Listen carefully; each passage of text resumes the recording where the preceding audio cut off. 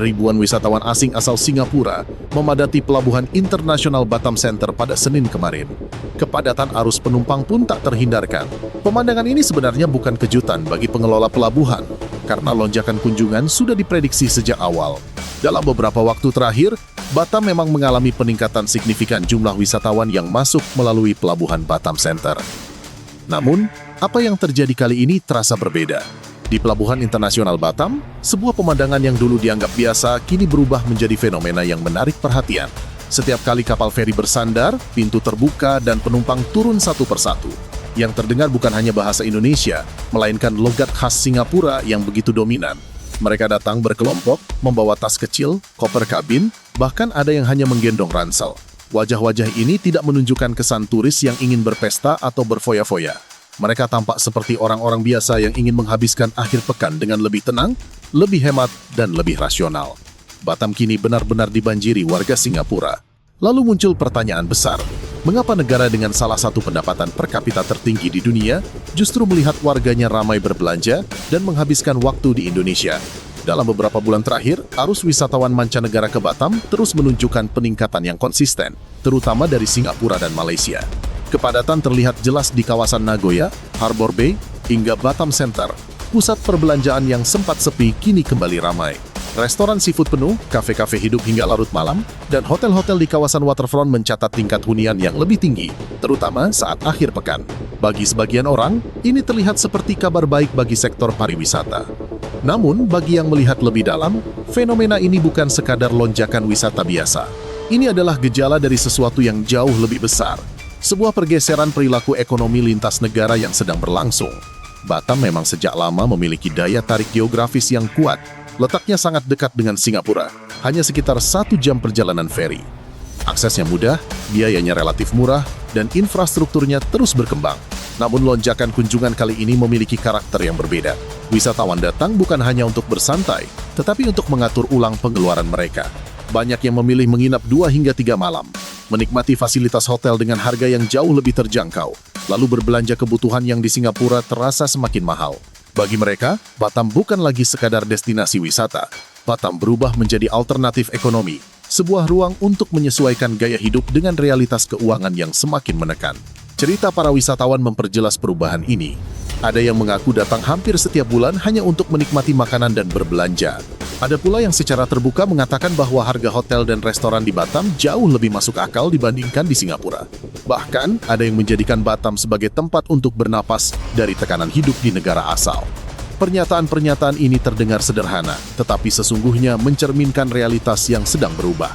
Ini bukan lagi soal liburan mewah, melainkan soal mencari keseimbangan antara kenyamanan hidup dan keterjangkauan biaya. Dampaknya terasa langsung di sektor perhotelan Batam. Tingkat hunian kamar hotel berbintang mencatat angka yang lebih tinggi dibandingkan rata-rata provinsi. Ini menunjukkan bahwa wisatawan asing tidak hanya singgah sebentar, tetapi benar-benar tinggal dan membelanjakan uangnya di kota ini. Pergerakan ini menciptakan efek berganda bagi perekonomian lokal. Restoran mendapatkan pelanggan, transportasi lokal bergerak, tenaga kerja terserap, dan roda ekonomi berputar lebih cepat. Batam menikmati limpahan manfaat dari perubahan perilaku konsumsi regional, dan dalam waktu singkat, wajah kota ini kembali hidup setelah sempat melambat. Namun, di balik semua itu, ada pertanyaan besar yang tidak bisa diabaikan. Mengapa warga Singapura kini lebih memilih menghabiskan uangnya di luar negeri?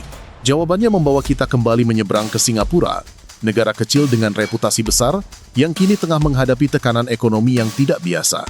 Sepanjang tahun 2025, hampir 20.000 orang kehilangan pekerjaan.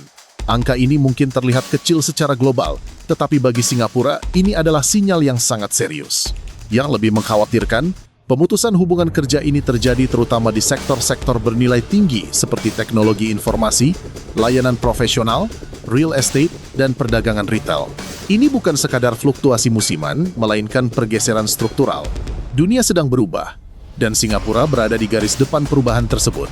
Digitalisasi, otomatisasi, tekanan biaya, serta perubahan permintaan global memaksa perusahaan melakukan efisiensi besar-besaran. Ribuan profesional dengan gaji tinggi, pengalaman panjang, dan kualifikasi mumpuni mendadak kehilangan kepastian. Dampaknya tidak hanya dirasakan oleh mereka yang terkena PHK, tetapi juga oleh mereka yang masih bekerja. Rasa aman perlahan tergerus dan kehati-hatian menjadi sikap dominan. Ketika masa depan terasa tidak pasti, orang cenderung mengubah cara mereka mengelola uang dan menikmati hidup. Di saat yang sama, inflasi di Singapura kembali meningkat. Harga konsumen naik lebih cepat dari perkiraan analis. Biaya transportasi, layanan kesehatan, makanan, dan jasa mengalami kenaikan yang cukup terasa.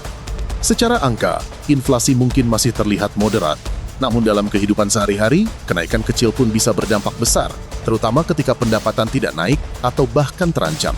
Kombinasi antara ketidakpastian pekerjaan dan kenaikan biaya hidup menciptakan tekanan psikologis yang nyata. Dalam kondisi seperti inilah Batam masuk sebagai solusi yang logis. Perbedaan harga yang selama ini dianggap wajar kini terasa sangat signifikan. Menginap di hotel yang nyaman, menikmati makanan enak, dan berbelanja dengan biaya jauh lebih rendah menjadi pilihan yang sulit ditolak. Bagi banyak warga Singapura, menyeberang ke Batam adalah bentuk adaptasi ekonomi. Mereka tidak menyerah pada tekanan, tetapi menyesuaikan gaya hidup agar tetap bisa menikmati kualitas hidup tanpa harus menanggung beban biaya yang semakin berat. Fenomena ini juga menyingkap paradoks ekonomi Singapura. Di satu sisi, negara ini masih mencatat pertumbuhan ekonomi yang relatif kuat. Lapangan kerja secara keseluruhan bahkan bertambah, terutama di sektor-sektor seperti konstruksi dan pekerjaan rumah tangga. Namun sektor-sektor ini umumnya diisi oleh tenaga kerja migran dan menawarkan upah yang lebih rendah. Sementara itu, sektor-sektor bernilai tambah tinggi yang selama ini menjadi kebanggaan justru mengalami penyusutan. Kondisi ini menciptakan ketimpangan antara pertumbuhan angka dan kesejahteraan yang dirasakan oleh masyarakat lokal. Secara makro, angka-angka terlihat sehat. Namun di tingkat rumah tangga, tekanan justru semakin terasa. Situasi ini diperparah oleh ketergantungan Singapura pada perdagangan global. Dengan rasio perdagangan terhadap produk domestik bruto yang sangat tinggi, setiap perubahan dinamika global langsung berdampak. Ketegangan geopolitik, kebijakan tarif, serta perlambatan ekonomi dunia menjadi faktor eksternal yang sulit dikendalikan. Meskipun ada momen pemulihan pada ekspor tertentu, ketidakpastian jangka menengah tetap membayangi. Prospek inflasi yang diperkirakan meningkat pada tahun-tahun mendatang menambah lapisan kekhawatiran. Dalam situasi seperti ini, mencari alternatif yang lebih terjangkau di luar negeri menjadi langkah yang rasional. Di tengah tekanan tersebut, Indonesia justru menunjukkan wajah yang berbeda. Dengan pasar domestik yang besar dan struktur ekonomi yang lebih beragam, Indonesia memiliki bantalan yang lebih kuat terhadap guncangan eksternal. Konsumsi dalam negeri tetap menjadi mesin utama pertumbuhan. Ketika permintaan global melemah, pasar domestik masih mampu menjaga stabilitas. Batam, sebagai bagian dari ekosistem ini, menikmati limpahan manfaat dari pergeseran konsumsi regional.